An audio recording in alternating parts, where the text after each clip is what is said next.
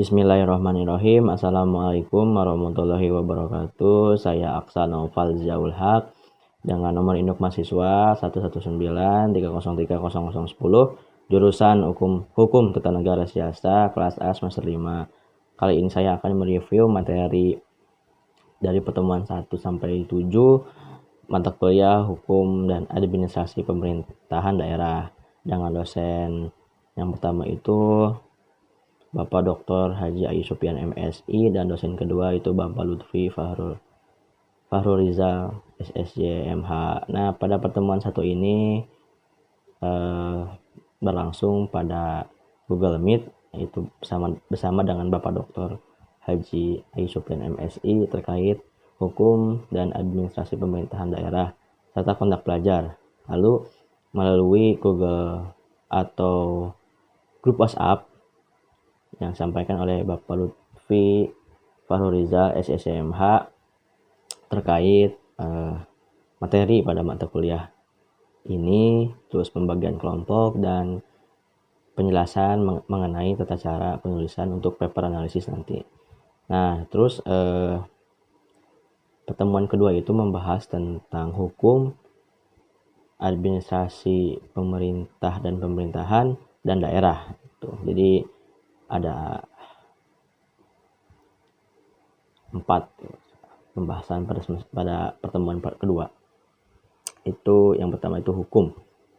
Hukum itu berupa aturan yang di dalamnya itu ada perintah dan larangan yang bersifat memaksa gitu. Terus hukum ini dibagi menjadi 2. Ada hukum tertulis dan hukum tidak tertulis. Terus ada administrasi. Administrasi ini bisa dikatakan sebagai aktivitas atau kegiatan yang memiliki 3 unsur, yaitu pengaturan, kebijakan, dan tujuan. Yang ketiga ada pemerintah dan pemerintahan. Nah,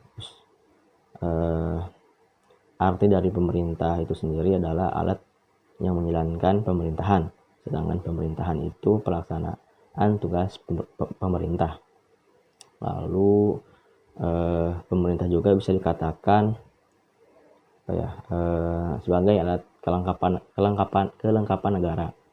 Terus pemerintahan bisa dikatakan sebagai semua alat kelengkapan negara yang bersama-sama dengan lembaga-lembaga lainnya dalam melaksanakan pengawasan terhadap pelaksanaan tugas dan fungsi pemerintahan atau pemerintah itu sendiri. Yang keempat itu ada daerah.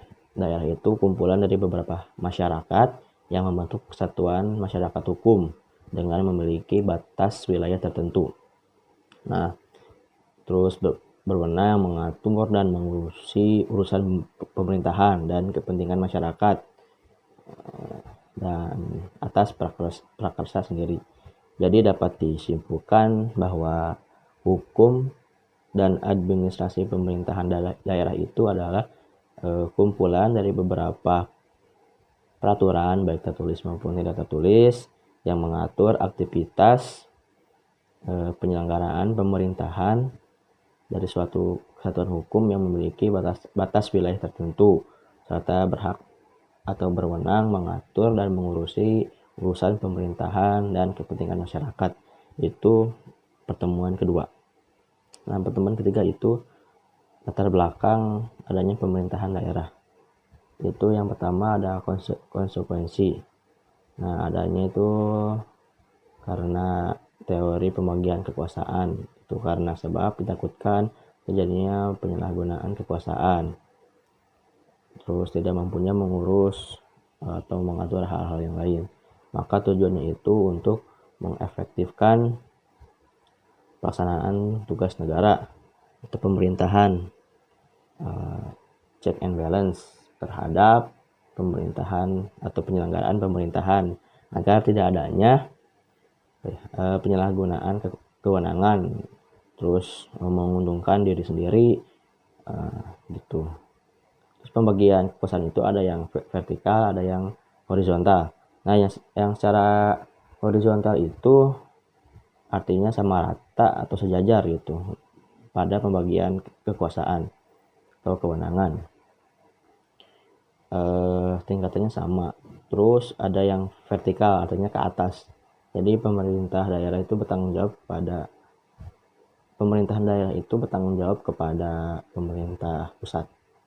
Nah, terus yang kedua dianutnya konsep kesatuan. Terus merujuk pada pasal 1 ayat 1 Undang-Undang Dasar 1945 yang berbunyi negara Indonesia ialah negara kesatuan yang berbentuk republik. Gitu.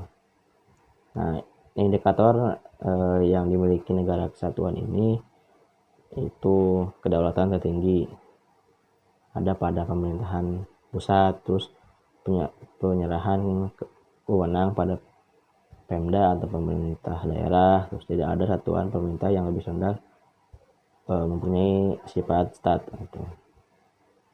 Terus mengenai pembentukan dan pemekaran daerah itu diatur dalam Undang-Undang Nomor 23 Tahun 2014 tentang pemerintahan daerah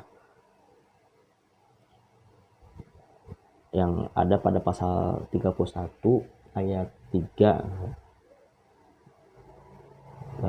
itu membicarakan penataan daerah yang terdiri dua, yaitu pembentukan dan penyesuaian. Terus di pasal 32-nya itu membicarakan tentang pembentukan daerah yang terdiri dari dua, yaitu pemekaran dan penggabungan. Nah, persiapan daerah ini untuk pemekaran dan lain-lainnya itu minimal 3 tahun, karena untuk memastikan apakah daerah itu bisa dikatakan layak dan perlu untuk dilakukan pembentukan baik pemekaran atau penggabungan. Tuh. Nah, daerah persiapan yang diusulkan itu oleh gubernur kepada pemerintah pusat, DPR RI dan DPD RI gitu. Ada syaratnya untuk pengajuan pemekaran. Satu, persyaratan dasar berupa kewilayahan dan kapasitas daerah. Yang kedua, persyaratan administratif. Nah, itu pertemuan 3. Kalau pertemuan 4 itu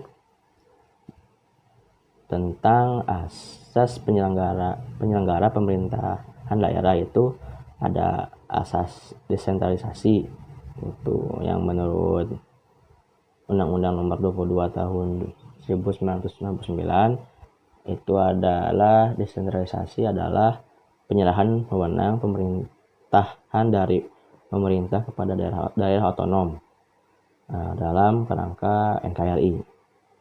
Nah, gitu. Lalu ada perubahan di Undang-Undang Nomor 32 Tahun 2004 mengenai definisi desentralisasi, itu yang tertera pada pasal 1 ayat 7 yang berbunyi desentralisasi adalah penyerahan wewenang pemerintahan oleh pemerintah kepada daerah otonom untuk mengatur dan mengurus urusan pemerintahan dalam sistem NKRI atau Negara Kesatuan Republik Indonesia. Nah, jadi ada penambahan, yaitu dengan kata untuk mengatur dan mengurus urusan pemerintahan di daerah itu. Adapun tujuan dari desentralisasi itu ya ini pastilah meringankan beban pekerjaan pusat, itu tujuan dari desentralisasi. Terus tujuan dan pekerjaan dialihkan pada daerah, terus pusat. Dengan demikian dapat memusatkan perhatian pada hal-hal yang bersangkutan dengan skala nasional. Gitu. Ada asas dekonsentrasi, itu adalah pelimpahan wewenang dari alat kelengkapan negara tingkatan yang lebih atas kepada bawahannya, gitu, agar melancarkan pekerjaan di dalam melaksanakan tugas pemerintahan. Gitu. Itu diatur dalam pasal 1 huruf F Undang-Undang Nomor 5 Tahun 1974. Nah, ciri-cirinya itu di konsentrasi ini itu satu adalah bentuk pemencaran adalah pelimpahan. Dua, pemencaran terjadi pada pejabat sendiri itu. Jadi perorangan. Nah, yang ketiga itu yang dipancarkan bukan urusan pemerintahan, tapi wewenang untuk melaksanakan sesuatu. Yang ke D atau yang keempat itu yang dilimpahkan itu tidak menjadi urusan rumah tangga sendiri. Nah, itu asas dari konsentrasi. Yang ketiga itu ada asas otonomi dan tugas pembantuan. Nah, ini adalah bentukan dari desentralisasi, itu sama-sama diberikan pemerintahan pusat. Nah, otonomi itu diartikan sebagai mengatur dan mengurusi rumah tangga sendiri gitu. Jadi artinya adalah otonomi yaitu sesuatu yang bermakna kemandirian atau kebebasan, tapi bukan kemerdekaan. Itu pertemuan keempat. Pertemuan kelima membahas mengenai pembagian urusan pemerintahan. Nah, itu pada pasal 1 ayat 5 peraturan pemerintah nomor 38 tahun 2007. Di situ dijelaskan bahwa urusan pemerintahan adalah fungsi-fungsi pemerintahan yang menjadi hak dan kewajiban setiap tingkat dan atau susunan pemerintahan untuk mengatur dan mengurusi fungsi-fungsi tersebut yang menjadi kewenangannya dalam rangka melindungi, melayani dan memberdayakan dan mensejahterakan masyarakat. Nah, jadi fungsi-fungsi ini yang berupa hak-hak dan kewajiban setiap tingkatan dengan mengatur dan mengurusi sendiri akan berubah menjadi suatu kewenangan dalam masyarakat itu yang bertujuan untuk melindungi, melayani, memberdayakan dan mensejahterakan.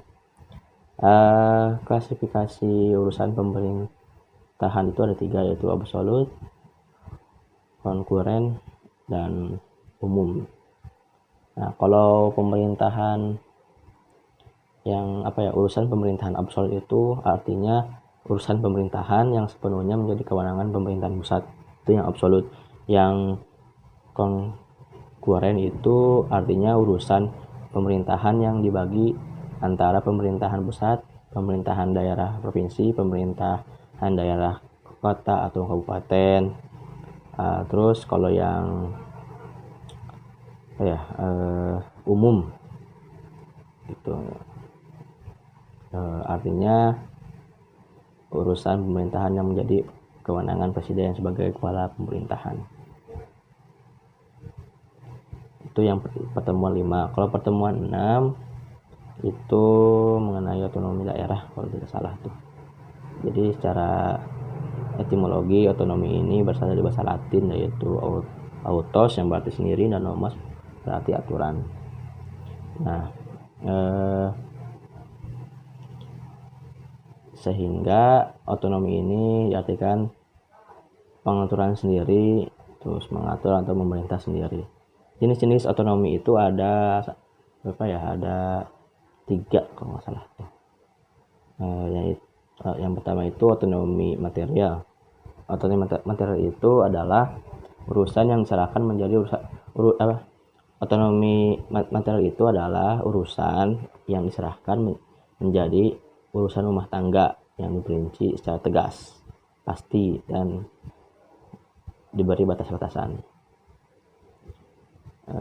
Terus ada otonomi formal. Itu kalau formal ini pasti berbeda dengan material. Nah, jika material itu kan dibatasi oleh batas-batas tentu. Kalau sedangkan otonomi yang formal itu tidak dibatasi oleh batas-batas tersebut. Jadi daerah memiliki kebebasan untuk mengatur dan mengurusi urusan pemerintahannya gitu, atau kepentingan daerahnya sendiri tuh. Terus ada ada otonomi real. Real itu jadi gabungan antara antara material dan formal gitu. Jadi intinya menunjukkan bahwa daerah itu diberikan wewenang sebagai wewenang pangkal dan kemudian ditambah dengan wewenang lainnya secara bertahap gitu. Terus ada pelaksanaannya itu di otonomi itu ada 3, desentralisasi, terus dekonsentrasi, dan tugas pembantuan. Itu yang tadi dibahas pada pertemuan 4/5 gitu. Nah, ini pertemuan 7 itu membahas tentang ajaran rumah tangga daerah itu. Nah, pengertiannya itu suatu tatanan atau aturan yang dimana di dalamnya ada cara-cara seperti membagikan wewenang, tugas dan tanggung jawab untuk mengatur dan mengurusi pemerintahan pusat dan daerah. Berdasarkan golongannya itu ada 3, sistem rumah tangga formal, material, dan real. Kalau yang formal itu artinya tatanan pembagian wewenang, tugas dan tanggung jawab antara pemerintah pusat dan daerah itu untuk tujuan mengatur dan mengurusi urusan pemerintahannya, itu tidak ditetapkan secara rinci. Nah, kalau yang material itu, jika yang formal itu tidak ditetapkan secara rinci, kalau yang material itu ditetapkan secara rinci. Nah, terus ada yang real. Yang real itu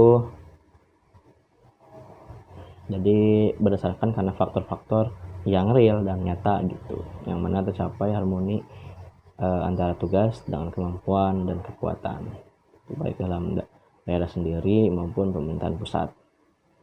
Itu mungkin dari saya cukup sekian. Assalamualaikum warahmatullahi wabarakatuh.